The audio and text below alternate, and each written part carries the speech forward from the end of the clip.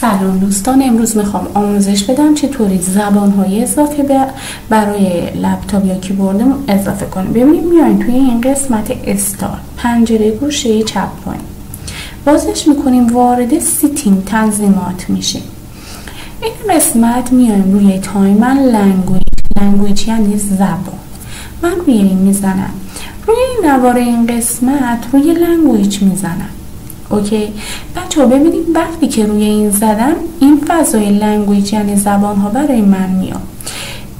اینجا که یک به اضافه میبینین یعنی اضافه کردن.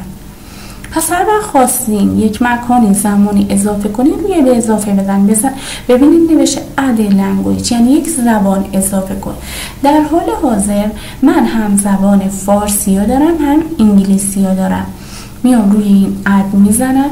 بر فرض مثال شما میخواین یه زبان اسپانیایی اضافه کنی یا بخواین عربی اضافه کنی یا هر زبان دیگه، یا اگر روی کیبورد شما فقط زبان انگلیش هست و خواستین فارسی پیدا کنیم، دائم میایم بالا یا پایین همینجور میرین تا اون زبان مد نظرتون رو پیدا کنیم. بر فرض مثال من الان بخوام یه زبانی انتخاب کنم، فقط کافیه اینجا روی اون زبان بزنم، نکسا بزنم تا اون زبان برای من اضافه بشه.